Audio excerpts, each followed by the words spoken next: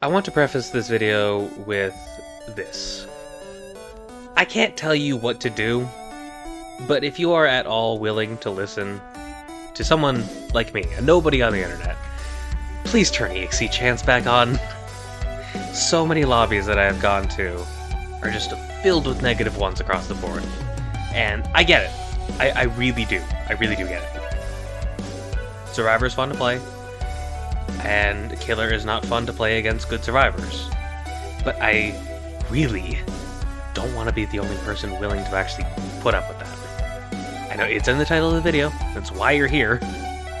So please, for my sake, if nothing else, turn it back on. Because I've been doing this for a month and a half now. I wouldn't have been able to get B-roll for this video if I wasn't.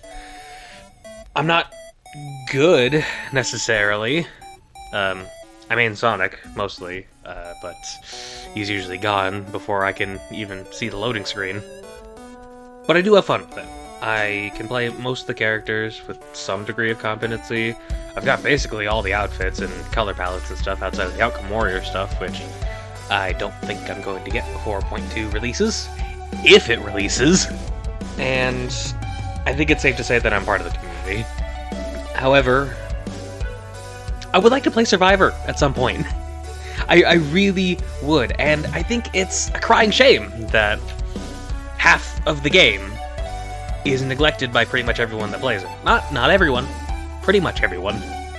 But the Killer, 2011X, my boy.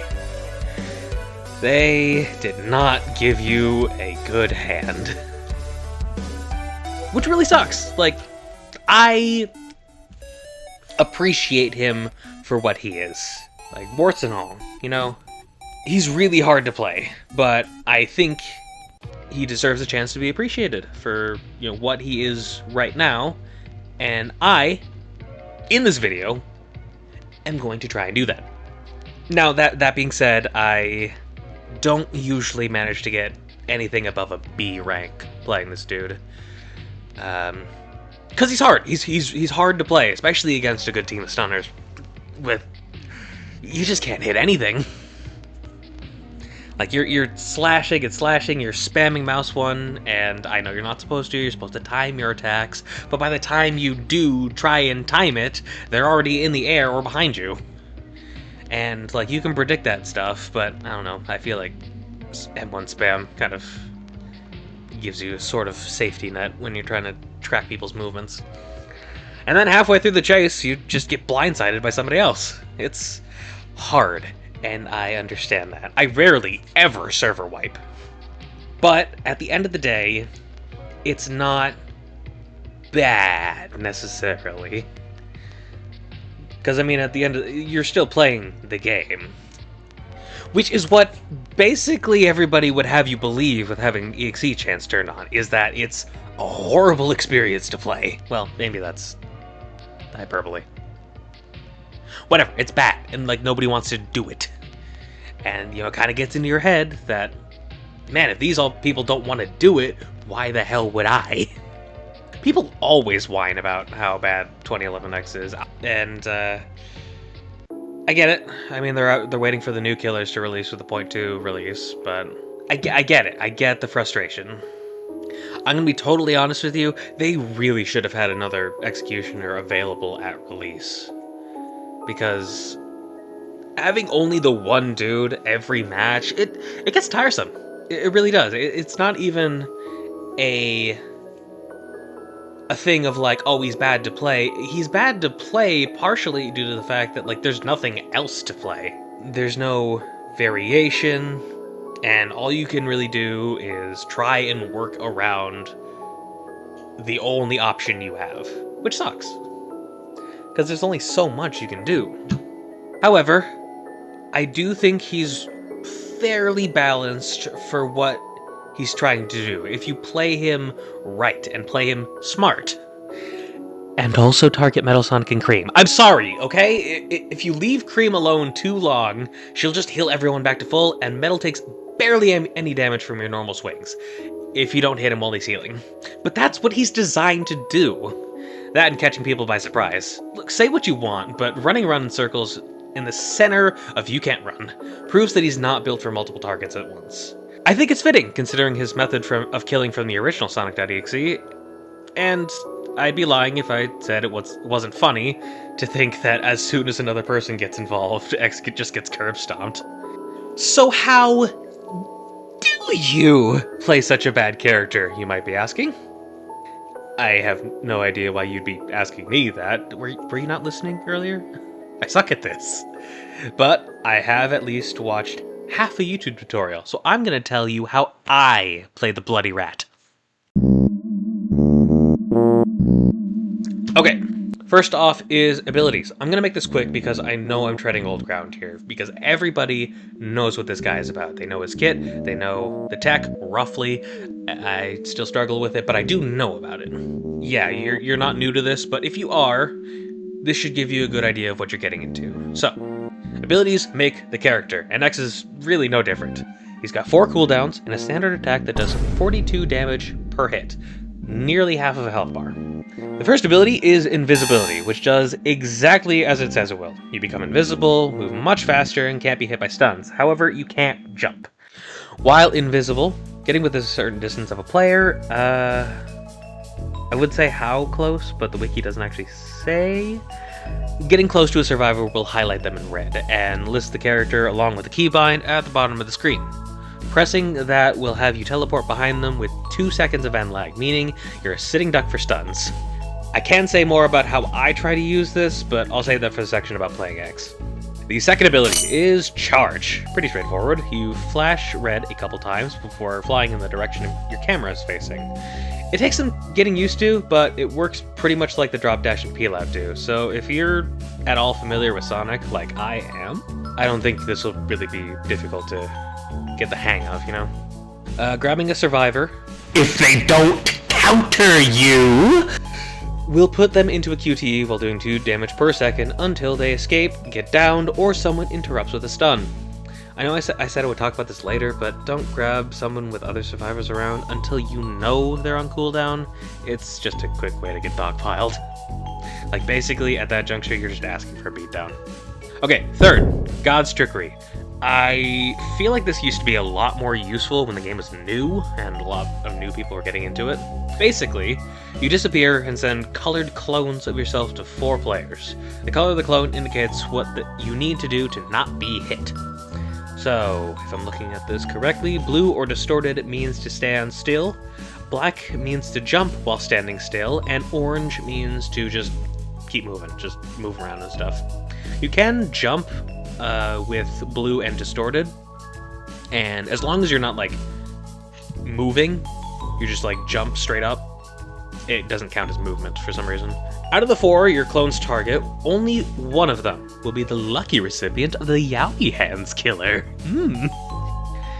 If you're playing Survivor, you can tell if the clone is real if the chase theme starts playing once he appears. I know there's supposed to be like some sort of red indicator around your HUD, like where your health bar is and stuff, but I don't think I've ever actually seen that in-game play, because usually I'm not looking at that. And the audio cue is honestly a lot more helpful and more readily apparent to if you're getting targeted or not. Now, like I said before, this doesn't really work a whole lot of the time, but if you or your clones actually do manage to hit somebody and they do the wrong thing, it distorts the screen a lot, and their controls will be reversed for like 5 seconds or something. It's not too long, but it is enough for you to get a couple cheap hits in. Kind of annoying for them, but pretty useful for you if you're the killer. It's worth noting that only the person you yourself teleport to takes damage if they get hit by it. Like everybody else, if it hits, they'll just get the screen distortion thing without actually being hit. And last is Rage Mode, my favorite. And arguably the biggest part of X's kit, as it ties into the meter on the left of your screen. For some reason, the meter is listed as a passive ability on the wiki, but I think that's just a complicated way of saying get hit, get pissed. Every time you get stunned, it will fill up a bit, and getting grabbed by Metal Sonic is a real easy way to get basically a quarter of your meter. Granted, it stuns you for 8 seconds, so once you do recover from it, everybody is gone. Once it's full, the X over rage mode will actually disappear, and you will be able to use it with the press of the Z key, or whatever button you might be using. Honestly, I've not played this game on anything other than a desktop, so I'm sure it makes itself apparent for mobile players. So, activating Rage will stop the timer for 1 minute and 35 seconds, increase your standard attack power from 42 to 50, so that's just a flat half of a health bar. The amount of time you get stunned is cut way the hell down. So weaker stuns basically don't affect you, and Metal Sonic's charge barely does anything to you. You're able to get up and running within a second. Your movement speed is also much faster, kind of a lot like how fast you move in Invisibility. And actually, it shares the same animation, I believe. However, your attack does come out a lot slower than it usually does, taking 2.5 seconds of cooldown between swings as opposed to the 1 second of you being out of rage mode. So you do need to time it a lot better.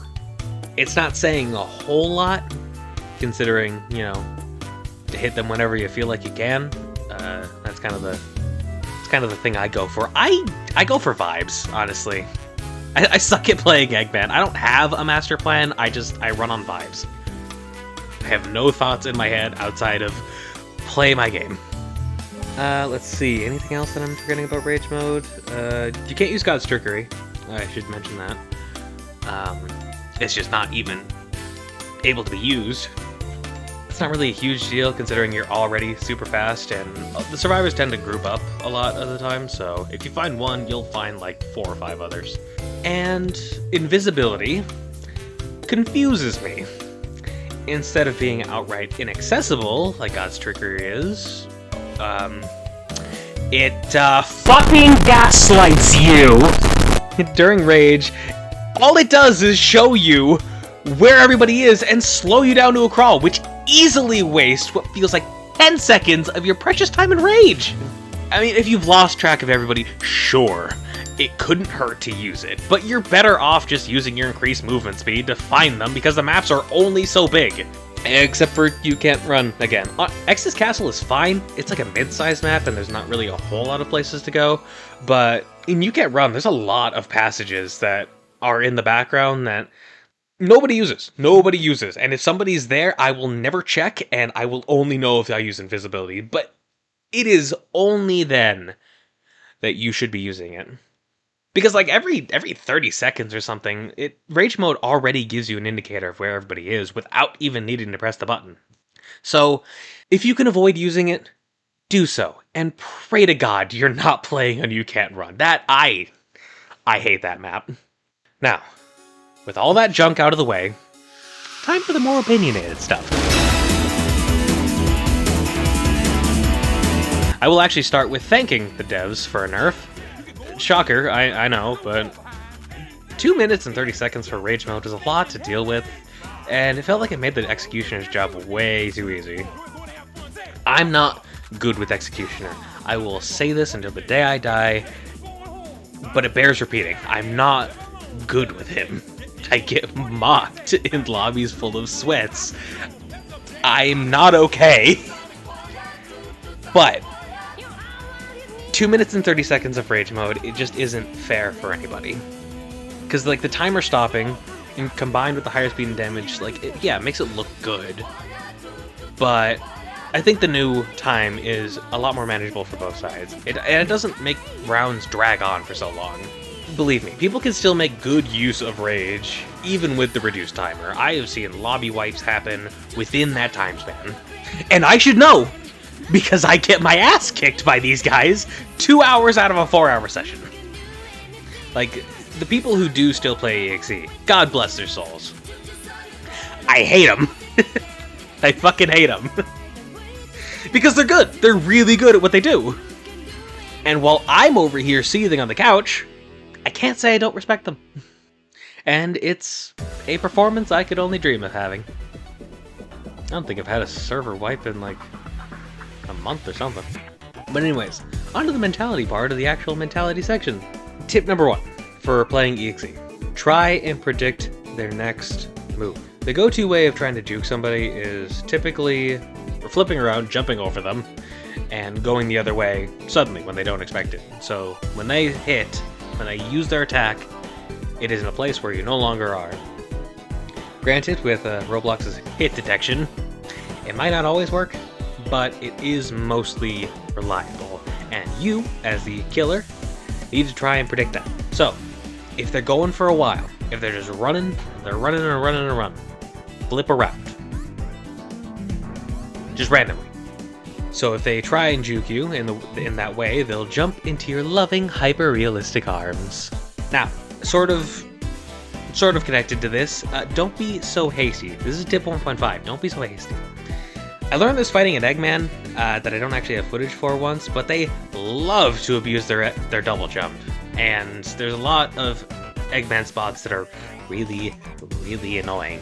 And honestly, I don't really have a lot of experience or advice to give there. Honestly, if you don't have God's Trickery and Charge already, it's nigh impossible to get them, because your jump, despite being higher, can only go so high. However, with Eggmans who don't have access to an Eggman spot and are out in the open, they like to move primarily in air. They expect a chase and will do anything not to get hit, and also to rage bait you, because that's kind of the nature of an Eggman. Instead of continuing to chase them, just stop for a second. This will give you a chance to observe what they're doing and might trip them up. Doing so in an area with no props, like before, which is most places. Most places are just open areas with straightaways and stuff. Will leave them jumping around in circles for a bit before realizing you're not moving. And that is your chance to sneak a hit in. It's also good for if you don't know what their next move will be, since after a while of juking, they'll try and switch it up by simply not turning around when you expect them to. Coming to a dead stop will save you a few studs when you need to try and catch up. It's also important to stagger your attacks. Never mash the button. I'm super guilty of this. Whenever I am in the middle of a chase, I find myself like spam clicking mouse 1 a lot, and you don't want to do that because it makes it really predictable for the people that you're chasing, so that, like, you know, if they're keeping a timer running in their head, every 1 second you are able to hit. So if they just move slightly out of the way, like when they know you're going to hit because you're spam clicking, and it's very consistent, you'll just never hit them. So it's important to keep in mind, stagger your attacks, since you'll often be on cooldown when you actually have an opportunity to hit them. It's just not worth the risk. So save it for when you think or you know you're going to connect. Typically, that means you have to be inside their player model, but better that than just like running after them like a Looney Tunes character. Tip number 2, use charge on low health targets. This coincides with the stuff from earlier about not charging targets in a crowd, but that shouldn't matter too much if their health is low enough. So 2 attacks puts a survivor on the red. I think it puts them at around 15, 16 health. That is only if they don't get healed by Amy or Cream, but this is purely hypothetical and also an example. So even if they're in a crowd and their health is that low, if you use charge and the charge connects, I think it downs them or kills them instantly. There is no chance for anybody to intervene with a stun. They're just gone. There has been a bug recently. I don't know if it's actually a bug or not, but I've encountered it a lot playing EXE. When I use charge on like single-digit low health targets, the charge instantly disconnects. Like the voice line will play, we will get locked into the QT for a second, but after that, it's immediately back to running, and the survivor gets a speed boost too. I'm not sure what's happening there, but I guess going forwards, if you're like considering using a charge on a low health guy, maybe just use charge for distance, because you won't be able to get any damage off that way. It's good to keep in mind that charge needs to be used sparingly, because if you try and use it on someone who's still at like 30 health or something, the QT gets a lot quicker the lower health you are. So when you grab them at 30, it only takes a couple successful QuickTime button presses for them to actually break out, so you barely do any damage. So you gotta make sure that you know it's going to secure a kill, or they're not near anybody to save them. And really, you only want to use charge on full health targets if they're in an annoying spot, like a Tails or an Eggman or something, because they are really the only ones that have the ability to get to annoying spots.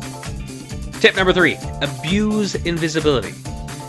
It has the shortest cooldown of all your abilities at 10 seconds and saves you from stuns while giving you a chance to come at survivors from a different angle, or to change targets entirely. If you're chasing somebody, and you have been for a little bit, if you use invisibility, easy and usually true to assume that they think you'll try and come at them from a different angle, so instead of doing that, go for somebody else. However, you are bitch-made if you do this. I don't care if it's meta or skillful, because first of all, you're pressing a button when the obvious tell for a stun comes out. You're not skilled. Secondly, it's not fun for the survivors to never hit their stuns, and it takes time you could be hitting them away too. We're all stuck in this game if we're killers or not, so beat the survivors at their own game. Invis can be used as dodge, especially if you don't want to get hit by metal, but just don't use it constantly, okay? By the way, you can press Invis again when no names are on the screen to decloak early, so try and toe the line with how close you can get to while doing it. I know it's the Invis tech, and it's like the oldest trick known to man, but it is important to get good at if you want to try and get the jump on somebody. Tip 4. God's Trickery is only used to find survivors or to dodge, since it takes you out of the fight less than Invis does. Otherwise, try to avoid using it, since it won't hit most players. If you know there are new players, though, it couldn't hurt to fuck with them a little bit. Anything worth playing has a hazing ritual, after all.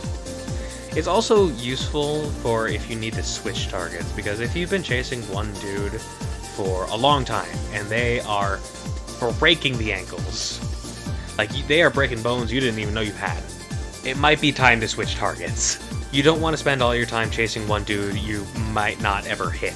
It's better to just cut your losses and go for somebody else. Tip 5. Don't always use rage only when the escape ring is about to open or is open. If you don't manage to get anybody during rage, they're as good as gone once it ends. Using it earlier in the round gives you more of a buffer that you can work with to tie up loose ends. This one's pretty simple, and I do see a lot more people using it way earlier than they used to, but it's still good to keep in mind, especially if you're new to all this. Tip number 6. Switch up your targets. I forget where I heard this from, but easy targets are kind of up to your interpretation. Sure, Cream is a pain in the ass to leave alive, but she stops being as useful once you get her below 30 HP. What you should be keeping an eye out for are the people who have used their abilities. Regardless of if they hit you or not, if you see them use an ability while you're chasing somebody, don't be afraid to break chase and go after the Knuckles that whiffed his punch, or the Amy that missed her hammer throw, because you know now, for a fact, that their guard is partially down for the next 30 or so seconds. It helps avoid tunnel vision too, because if you hard target someone for the entire round, that's the only kill you're going to get. If that. I hate Eggman so much playing as killer. It's always an Eggman too. But yeah, if you tunnel one person for the entire round, your rank is going to be shit, and that's the only kill you're going to get. So, if you don't get that kill after all that time of chasing, you're just going to feel stupid on top of all that. I don't say that to be demeaning. I've literally been there before, so just please don't do what I did. Tip number 7, and this is the most important part. Stop playing.